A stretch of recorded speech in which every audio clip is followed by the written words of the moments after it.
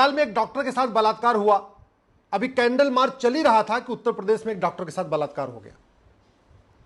राजस्थान में कन्हैयालाल के हत्यारों को सजा नहीं हुई, उसके पहले ही एक और बच्चे की जिहादी हत्या हो गई, चाकुओं से गोद गोद के हत्या हो गई। इसके लिए विधायिका भी जिम्मेदार है, कार्यपालिका भी जिम्मेदार है, खबरपालिका भी जिम्मेदार है और न्यायपालिका भी जिम्मेदार है। विधायिका इसलिए जिम्मेदार है क्योंकि हमारे सांसद घटिया कानूनों को नहीं बदल रहे, सड़े हुए कानून चल रहे हैं। कार्यपालिका इसलिए जिम्मेदार है कि जो सड़ा हुआ कानून है भी उसको भी ठीक से इंप्लीमेंट नहीं किया जा रहा है। खबरपालिका इसलिए जिम्मेदार है क्योंकि हत्या को दिखाती है, बलात्कार को दिखाती है, लेकिन कभी भी जाके सांसद, विधायक, मंत्री, मुख्यमंत्री से ये नहीं पूछती कि ये जितने अपराध भारत में हैं ये दुबई में क्यों नहीं है, सिंगापुर में क्यों नहीं है, जापान में क्यों नहीं है। खबरपालिका का इंटरेस्ट केवल और केवल ब्रेकिंग न्यूज बनाने में है, हत्या को दिखाने में है, बलात्कार को दिखाने में है। हत्या कैसे रुकेगी, बलात्कार कैसे रुकेगा, उस पर कभी खबरपालिका में चर्चा नहीं होती। और सबसे बड़ी बात यह, इसके लिए सबसे ज्यादा जिम्मेदार भारत का सुप्रीम कोर्ट है। संविधान के आर्टिकल 142 में सुप्रीम कोर्ट को अनलिमिटेड पावर दिया हुआ है। यह सुप्रीम कोर्ट की ड्यूटी है कि भारत में रूल ऑफ लॉ हो, भारत में सबको स्पीडी जस्टिस मिले। और अलग अलग मुकदमों पे एक एक महीने सुनवाई करती है सुप्रीम कोर्ट। 5-5 जजों की बेंच, 7 जजों की बेंच, 9 जजों की बेंच। लेकिन आज तक सुप्रीम कोर्ट ने कभी एक बेंच नहीं बनाई जो जस्टिस विद इन ईयर के ऊपर सुनवाई करे। हर मामले पे सुप्रीम कोर्ट संज्ञान लेता रहता है। कई बार पीआईएल के माध्यम से संज्ञान लेता है, कई बार स्वतः संज्ञान ले लेता है, सुओ मोटो भी ले लेता है। लेकिन आज तक जस्टिस विद इन ईयर पे सुप्रीम कोर्ट ने सुनवाई नहीं किया। सुप्रीम कोर्ट का संविधान का आर्टिकल 142 सुप्रीम कोर्ट की पावर देता है कि भारत में स्पीडी जस्टिस करने के लिए वो केंद्र सरकार को भी डायरेक्शन दे, स्टेट्स को भी डायरेक्शन दे।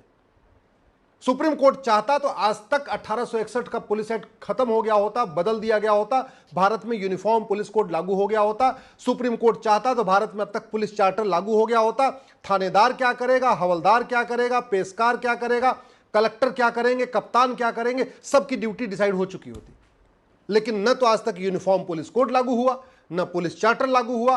1861 का पुलिस एक्ट चल रहा है जिसके कारण पुलिस सत्ता की गुलाम है। यूपी की पुलिस अलग तरीके से काम कर रही है, बिहार की पुलिस अलग तरीके से काम कर रही है, बंगाल की पुलिस अलग तरीके से काम कर रही है, केरल की पुलिस अलग तरीके से काम कर रही है। जबकि देश के सभी पुलिस को वेतन भत्ता, गाड़ी बंगला किस लिए मिलता है? भ्रष्टाचार खत्म करने के लिए, अपराध खत्म करने के लिए, रूल ऑफ लॉ स्टैब्लिश करने के लिए। रूल ऑफ लॉ इंडेक्स में हम आज तक टॉप 15 कभी आए नहीं। करप्शन परसेप्शन इंडेक्स में आज तक कभी हम टॉप 50 में आए नहीं। कभी 70वें नंबर पे, कभी 75वें नंबर पे, कभी 80वें नंबर पे। इसके बावजूद सुप्रीम कोर्ट ने इसका संज्ञान नहीं लिया। भारत में इतना अपराध इसलिए चल रहा है, हत्या, बलात्कार, फिरौती, अपहरण, नशा तस्करी, मानव तस्करी, सब कुछ इसलिए चल रहा है कि एक तो कानून घटिया है, दूसरा न्याय व्यवस्था सड़ चुकी है। 10-10 साल मुकदमे चलते हैं, 15-15 साल मुकदमे चलते हैं। इलाहाबाद हाई कोर्ट में तो 30-30 साल पेंडिंग मुकदमे पेंडिंग रहते हैं। यह सिचुएशन हो चुकी है। केवल जस्टिस विद इन ईयर लागू हो जाए ना तो भारत की 50% समस्याओं का समाधान हो सकता है। और सुप्रीम कोर्ट के पास इतनी शक्ति है कि वो भारत में चाहे तो जस्टिस विद इन ईयर लागू करवा दे। करना क्या है? एक यूनिफॉर्म पुलिस कोड लागू करवाना है, आर्टिकल 142 इतनी पावर देता है सुप्रीम कोर्ट को। एक यूनिफॉर्म जुडिशियल कोड लागू करना है, आर्टिकल 142 सुप्रीम कोर्ट कितनी पावर देता है। एक जुडिशियल चार्टर लागू करना है, आर्टिकल 142 इतनी पावर देता है सुप्रीम कोर्ट को। एक यूनिफॉर्म एडमिनिस्ट्रेटिव कोड लागू कराना है, सुप्रीम कोर्ट इतनी पावर देता है, संविधान इतनी पावर देता है सुप्रीम कोर्ट को। एक एडमिनिस्ट्रेटिव चार्टर लागू करना है, सुप्रीम कोर्ट 142 को यूज करके उसको भी कर सकता है। एक सिटीजन चार्टर लागू करना है, झूठी शिकायत, झूठे एफआईआर, झूठी जांच, झूठी गवाही, झूठा एफिडेविट, झूठा मुकदमा, इसको बंद किया जा सकता है, इमीडिएटली बंद किया जा सकता है सुप्रीम कोर्ट चाहे तो। ये जो झूठे आधार बन रहे हैं, झूठे राशन कार्ड बन रहे हैं, झूठे ड्राइविंग लाइसेंस बन रहे हैं, झूठे वोटर आईडी बन रहे हैं, झूठे बर्थ सर्टिफिकेट बन रहे हैं, जो झूठे हेल्थ सर्टिफिकेट बन रहे हैं, झूठे डोमिसाइल सर्टिफिकेट बन रहे हैं, ये सुप्रीम कोर्ट चाहे तो मैं कह रहा हूं 1 महीने के अंदर बंद हो जाएगा। केवल झूठ को गंभीर अपराध। आखिर मुकदमे लंबे चलते क्यों हैं? क्योंकि जो दोषी होता है वो सब कुछ झूठ के सहारे मुकदमे को आगे बढ़ाता है। जो दोषी होता है, जो अपराधी होता है, जो बलात्कारी होता है, जो भ्रष्टाचारी होता है, वो करता क्या है? झूठे गवाह लाता है, झूठे कागज बनवाता है, झूठे एफिडेविट फाइल करता है, सबको तो झूठ करता है। इस झूठ का इलाज एक दिन के अंदर हो सकता है। Supreme court narco polygraph brain mapping को मैंडेटरी करने के लिए गाइडलाइन बना दे। किसने रोका है? अरे जब संविधान बना था तो उस समय narco polygraph brain mapping test ये टेक्निक थी ही नहीं, इसलिए संविधान निर्माताओं ने उसको संविधान में नहीं डाला। जब ये संविधान बना था तो उस समय व्हाट्सएप नहीं था, ईमेल नहीं था, टेलीग्राफ नहीं था, फेसबुक नहीं था, ट्विटर नहीं था, मोबाइल फोन नहीं था। नार्को पॉलीग्राफ ब्रेन मैपिंग तो दूर की बात है। अगर सुप्रीम कोर्ट अपनी आर्टिकल 142 की पावर यूज करके भारत में झूठ को गंभीर अपराध घोषित कर दे और झूठ पकड़ने के लिए नार्को पॉलीग्राफ ब्रेन मैपिंग अनिवार्य कर दे और सभी राज्य सरकारों को बोले हर जिले में एक narco polygraph brain mapping lab बनाओ, और जैसे ही हत्या का मुकदमा हो, बलात्कार का मुकदमा हो, फ्रॉड का मुकदमा हो, परजरी का मामला हो, बड़े स्कैम हो, कोयला घोटाला जैसा हो 1,76,000 करोड़ का, 2G घोटाला 1,36,000 करोड़ का हो, 70,000 करोड़ का कॉमनवेल्थ घोटाला हो, अगस्ता घोटाला हो, नेशनल हेराल्ड घोटाला हो, ऐसे घोटालों में केवल नार्को टेस्ट, पॉलीग्राफ टेस्ट और ब्रेन मैपिंग करवा ले, एक दिन करवा ले, मैं कह रहा हूं कि पूरा का पूरा सच सामने आ जाएगा।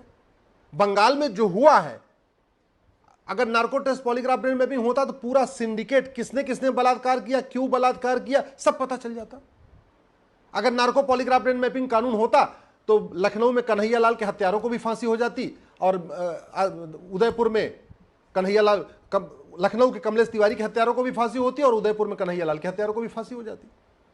Narco polygraph brain mapping test कानून होता, यूनिफॉर्म पुलिस कोड होता, यूनिफॉर्म जुडिशियल कोड होता, यूनिफॉर्म एडमिनिस्ट्रेटिव कोड होता, एक सिटीजन कोड होता, हमारे अमेरिका जैसा फेडरल पिनल कोड होता, तो फटाफट मुकदमों का फैसला होता। मुकदमे देरी से इसलिए चलते हैं क्योंकि एक पक्ष का वकील झूठ बोलता है, एक पक्ष का वकील झूठी दलीलें देता है, एक पक्ष जो है झूठी गवाही पेश करता है, एक पक्ष झूठे सर्टिफिकेट ला के इकट्ठा करता है, एक पक्ष सारे झूठे डॉक्यूमेंट इकट्ठा करता है, इसलिए मुकदमे लंबे चलते हैं।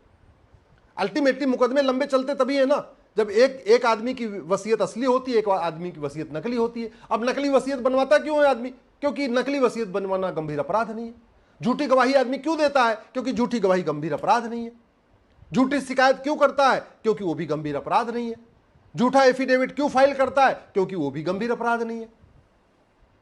हमने ये सिस्टम किया ही नहीं है। मैं माननीय सुप्रीम कोर्ट से हाथ जोड़ के निवेदन कर रहा हूं, आप अपनी आर्टिकल 142 की पावर को इंडिविजुअल केसेस के लिए मत करिए, आप छोड़ दीजिए। आप 5 जजों की एक बेंच बनाइए, 5 जजों की बेंच बना के केंद्र सरकार और सभी राज्य सरकारों को एक नोटिस इशू करिए, सुओ मोटो कॉग्निजेंस लीजिए, और केस का नाम होना चाहिए justice with in year, justice for all. और अटॉर्नी जनरल, सॉलिसिटर जनरल से पूछिए, सारे एडवोकेट जनरल से पूछिए, सारे डीजीपी से उनकी ओपिनियन ले लीजिए, सारे चीफ सेक्रेटरी से ओपिनियन लीजिए। मैं ये नहीं कह रहा हूं, जो मैं कह रहा हूं वही कर लीजिए। एक पूरी एक्सपर्ट कमेटी बना दीजिए, देख लीजिए कि अब सिंगापुर में फटाफट मुकदमे कैसे डिसाइड होते हैं, अमेरिका में फटाफट कैसे डिसाइड होते हैं, जापान में फटाफट कैसे डिसाइड होते हैं। जितनी जितना झूठी शिकायत, झूठी गवाही यहां पे है, इतना अमेरिका में क्यों नहीं है, सिंगापुर में क्यों नहीं है, या बाकी और देशों में क्यों नहीं है? आप खुद पता करा लीजिए, मेरी बात मत मानिए। लेकिन आप सारे इंडिविजुअल केसेस छोड़िए, एक 5 जजों की बेंच बनाइए या 3 जजों की बेंच बनाइए और भारत में जस्टिस विद इन ईयर करने के लिए गाइडलाइन इशू करिए। आप यहां पे एक पुलिस चार्टर लागू करवाइए, एक जुडिशियल चार्टर लागू करवाइए, एडमिनिस्ट्रेटिव चार्टर लागू कराइए, सिटीजन चार्टर लागू कराइए। आपको अलग से जज जरूरत नहीं है, जितने जज हैं यही मुकदमे डिसाइड कर देंगे। केवल एक बार फर्जी मुकदमे खत्म हो जाए, नार्को पॉलीग्राफ ब्रेन मैपिंग कानून बन जाए, झूठ गंभीर अपराध हो जाए, 50% मुकदमे अपने आप खत्म हो जाएंगे। मुकदमे इसलिए लंबे चल रहे हैं क्योंकि भारत में narco polygraph brain mapping test नहीं होता। मुकदमे इसलिए बढ़ते जा रहे हैं क्योंकि झूठ बोलना गंभीर अपराध नहीं है। मुकदमे इसलिए लंबे चल रहे हैं क्योंकि झूठी गवाही गंभीर अपराध नहीं है। मुकदमे इसलिए लंबे चल रहे हैं क्योंकि हमारा पुलिस एक्ट 1861 वाला अंग्रेजों का महाघटिया है। भारत में आज तक यूनिफॉर्म पुलिस कोड लागू नहीं हुआ। यूनिफॉर्म पुलिस कोड हो जाए, यूनिफॉर्म जुडिशियल कोड हो जाए, one nation one penal code हो जाए, यूनिफॉर्म सिटीजनशिप कोड हो जाए, यूनिफॉर्म एडमिनिस्ट्रेटिव कोड लागू हो जाए। इतने से ही भारत में जस्टिस विद इन ईयर लागू हो जाएगा। और संविधान का आर्टिकल 142 सुप्रीम कोर्ट को यह पावर देता है कि वो फटाफट जस्टिस करने के लिए, स्पीडी जस्टिस करने के लिए जो गाइडलाइन चाहे बनाए, संविधान बिल्कुल उसको पावर देता है सुप्रीम कोर्ट।